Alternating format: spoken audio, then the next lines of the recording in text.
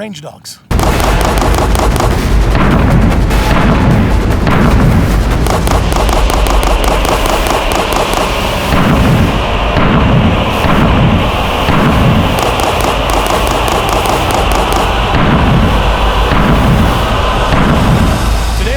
Outlaw, an iconic pistol, the Browning Hipower. Today we're going to show you Zoomers how these old FUD metal pistols outshoot your polymer pistols. I'm just kidding. They won't outshoot them, but they still shoot really good. All right, we know it's iconic with John Moses Browning, one of the greatest firearms developers, inventors ever. He took over the project from FN while he was at Colt, and he made this an iconic pistol.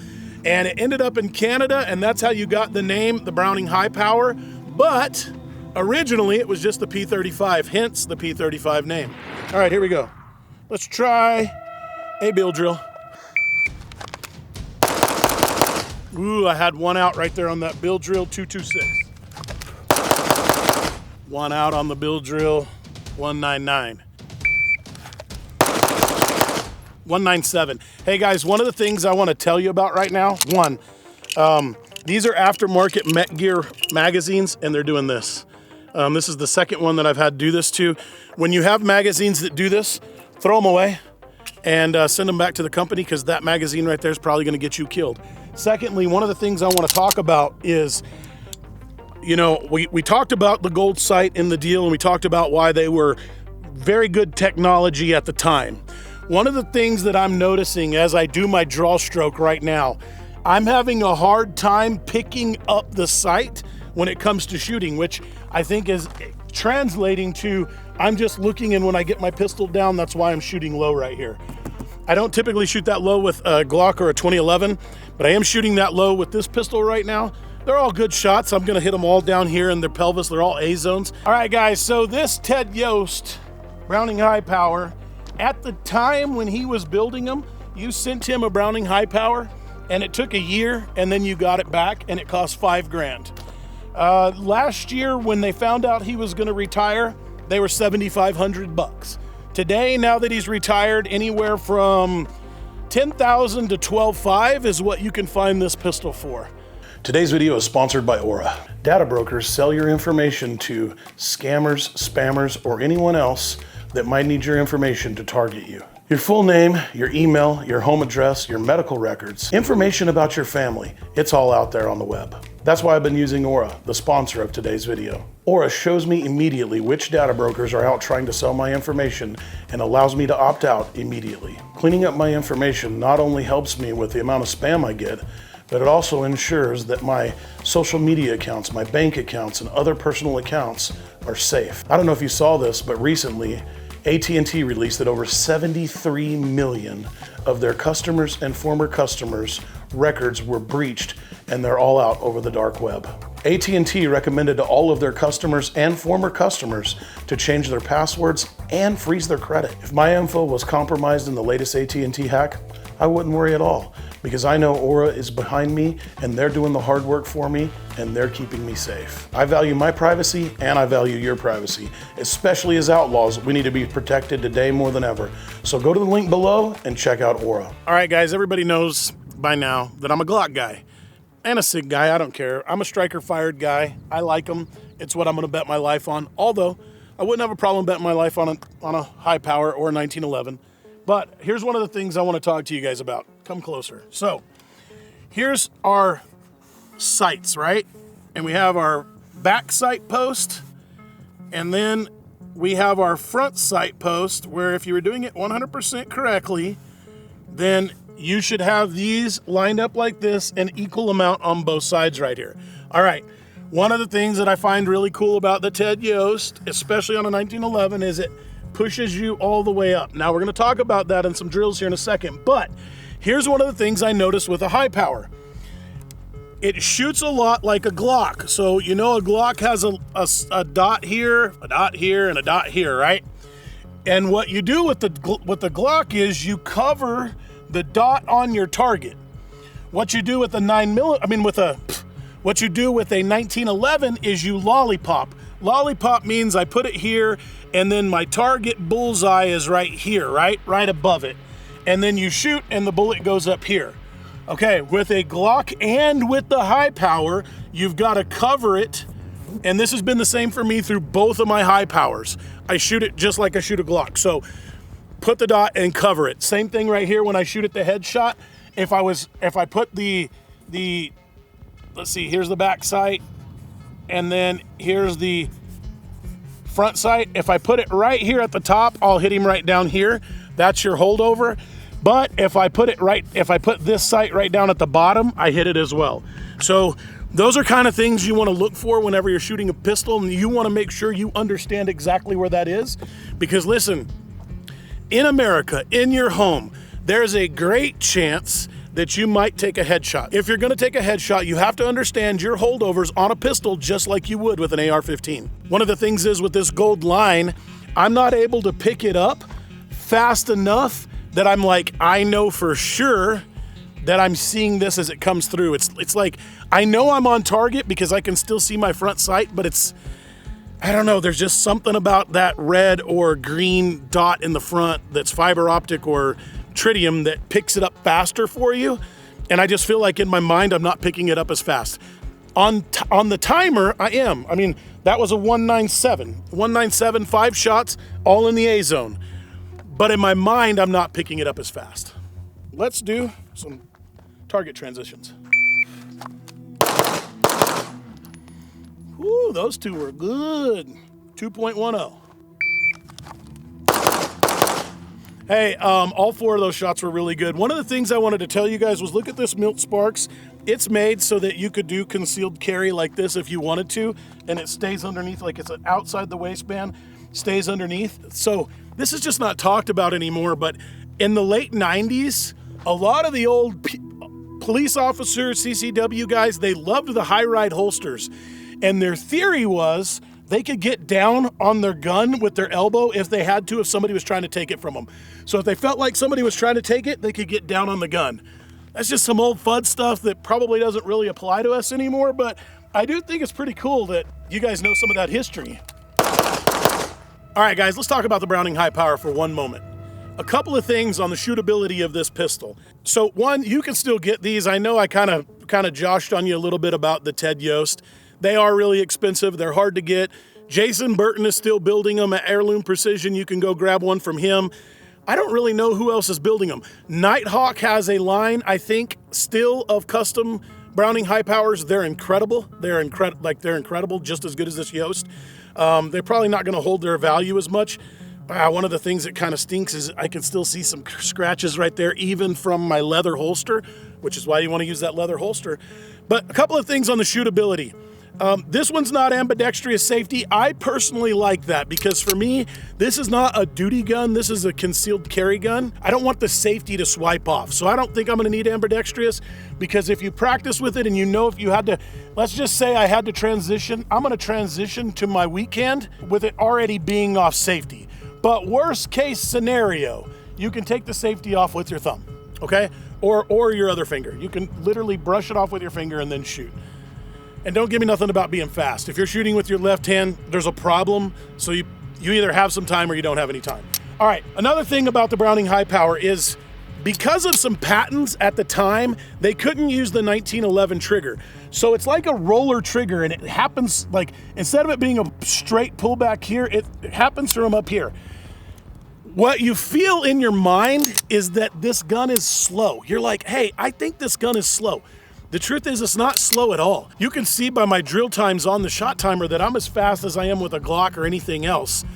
It's just, it feels slower, which is weird because it's not. All right, another thing that I don't like, I'm never gonna change it because Ted Yost, you know, he pioneered having this gold front sight on there. So I'm never gonna change it. This gun's always gonna stay like it is, but if I had my preference, I'd probably put a fiber optic sight on this or, you know, some sort of a big dot or some sort of tritium sight on there just to be able to pick it up faster. But you know, guys, like we've seen, like here's the difference in the groups. If you've seen me shoot my Glocks before, and I would say my groups are half this size. So I feel like if I just practice through this, like if I was gonna go to FN and buy a high power that they just released, or Springfield and buy a high power that they just released, or what do they call them now? P35s and not high powers. If I was gonna do that, I would absolutely not be afraid. I would totally trust my life on it. I'd keep everything this, like I would run that gun and like my life depended on it. But I wouldn't practice with other guns. Like until I had this down and this was my main muscle memory, I wouldn't practice with another gun. Guys, old Red here, he's wondering why he's in the comment section. I need you to get in there and help me crush the true final boss. Stick it to the man, the YouTube man, and you know, pet range dogs. All right, this drill, Mozambique, or the failure drill. Here we go. Ooh, I missed the headshot. Missed the headshot, 192, but it doesn't matter. Oh, I see, I got the headshot right there just out of the way. I'm telling you guys, that was a 182, but I'm in my draw, I'm not picking up on the front sight fast enough.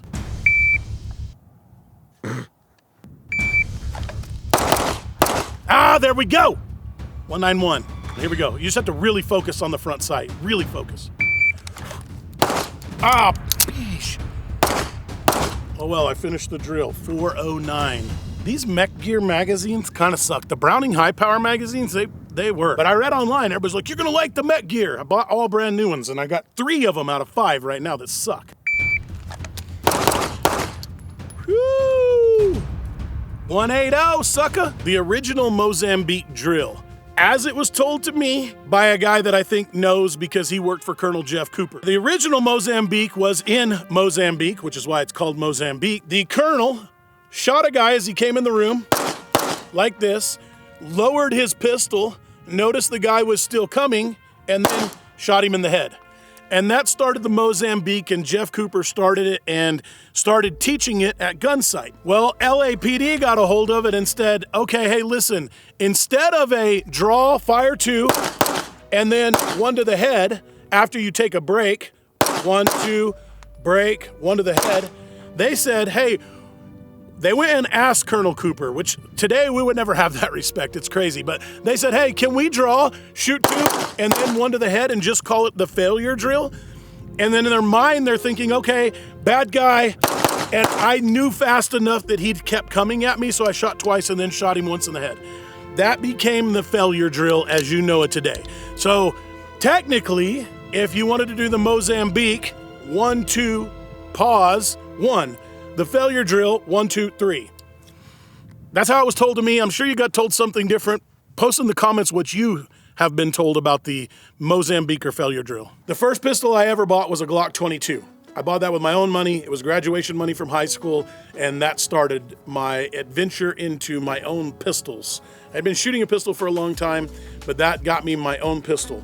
The first pistol that I actually saved money for and bought was this Browning high power practical. This is a pretty cool pistol. I literally just broke the front side of it today while I was warming up with it. I don't shoot it a lot anymore because I don't know if you can look right here and you can see that if you get any kind of holster wear on it at all, the bluing rubs off on it. So I bought this pistol for $500 in 1999. I was roofing houses at the time and being a police officer, so I worked 2 jobs. And I saved my money, $500 bucks. That was a lot of money back then. And I bought this pistol. So I would say this is literally my first pistol I saved and bought. And so I'm gonna grow old with this pistol. I'm a little sad that the freaking sights broke. A couple of things about this pistol that when I got this pistol, it was the most accurate pistol that I had ever shot. I had been shooting a Glock, and I probably put 10-ish thousand rounds through this before I kind of retired it. One of the things I want to tell you guys based off the bluing rubbing off is whenever you get an old pistol or an iconic pistol that you like that is blued, use a leather holster instead of a Kydex holster because it doesn't scratch the pistol as much. It's kind of like a little pro tip from an old FUD. So listen, the step up from the Browning high power is, I called Ted Yost because it was my dream pistol. And he was like, hey Trey, I love that this was your first pistol. I would love to be able to do it for you, but the engraving on this year of pistol, it will come off. And so they can't do any custom work to it. So I just kind of retired this pistol. A little disappointed that I broke the front sight. But, so Ted actually is retired. So if you know, it was like Yost Bonnets. It's a weird name. I can't pronounce it right. I'm butchering it. Then he went to Heirloom Precision with Jason Burton, who builds a an incredible high power and 1911, and then he went on his own again to Estate Sporting Limited, and he just retired, I think like 6 months ago. And so Ted Yost is a master gunsmith. He was started at Gunsight, and he like literally a master gunsmith and a true artist. Along comes his SRT version for Special Response Team. I think he created it with a SWAT team, and this is actually one of two, which is pretty cool. So this one has 50 lines per inch, and none of the other ones do. The standard ones that he made didn't. So I literally have the paperwork. Hey, Reagan, put in the paperwork right here, right there, it's right there. And this is one of two, and all of the paperwork and everything that he did to it. One of the things that Ted does is, I don't know if you can see this through here, but he adds this gold sight into it. And it's just a 24 karat gold split right down the middle. And I really like them, especially on 1911s, because it's almost like follow the notch up. Now, I know you're saying, why gold? Well, this is Browning High Power 1911 is pre-fiber optics, it's pre-night sights tritium, and gold collected a lot of light. So gold was what you would use or still use like on big game rifles in Africa. So it just made sense to add the gold. And you'd be surprised, in the middle of the day, it does grab a lot of light. Another thing that Ted added, if you looked here, is this long sweeping, I guess, piece of beaver tail. And so I get a lot of bite right here. So when you add this like little tongue on the beaver tail out, it actually fits amazingly perfect. Another thing Ted Yost does is these are hand-built grips. Like he literally cuts these out, hand builds them. One of the things that you'll notice if you try to get a pistol like this, a custom pistol, is they redo the lines. What are the lines? The lines is like this piece, see this line right here? So you can't just throw another set of grips on a custom pistol, because they redo the lines and he makes the grips perfect for the pistol. If you get a set of really good VZ grips, they might not kind of fit on there all the way, and you might have to do some sanding to get them on there.